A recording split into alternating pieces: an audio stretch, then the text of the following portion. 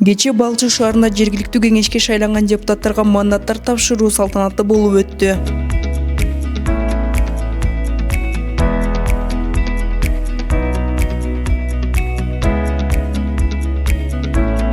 Салтанаттуу иш-чарага шаар мэри жаңы шайланган депутаттар жана аймактык шайлоо комиссиясынын өкүлдөрү катышышты.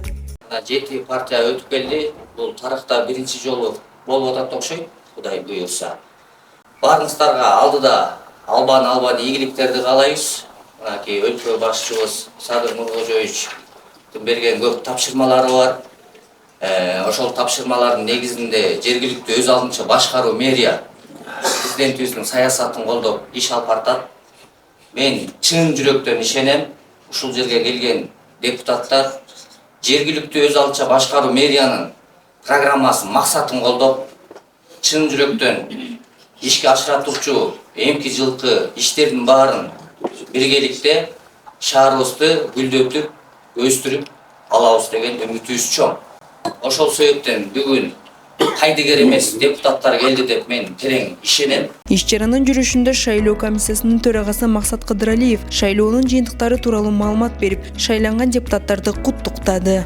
Эл үмүтү 7 мандат, Жаңы Кыргызстан 7 мандат, ынтымак 6 мандат, социал-демократ 4 мандат, ишеним 2 мандат, Мурас 2 мандат, эмгек 3 мандат менен бүгүн мандаттарын тапшырып төшбелгилерин тагып бердик. Эл үмүтүн актаган, ак эмгеги менен элге таанымал болушун ушу 5 жылдын ичинде өзүн көрсөтүп кетет деп ишенем.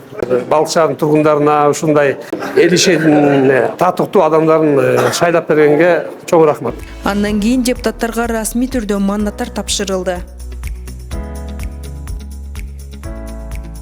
Мандаттарды тапшыруу аземинен кийин Балчы шаардык кеңешинин депутаттары жаңы шайланган кеңештин төрагасын шайлашты. Дастан Аманалиев көпчүлүк добуштар менен шаардык кеңештин төрагасы болуп шайланды. Бардык депутаттарга бүгүн ыраазычылык билдирем.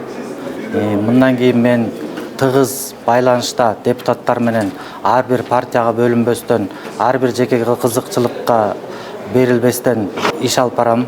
Бизди ушул 31 депутатка ишенич көрсөткөн адамдарыбызга, шайлоочуларыбызга терең ыраазычылык билдиребиз.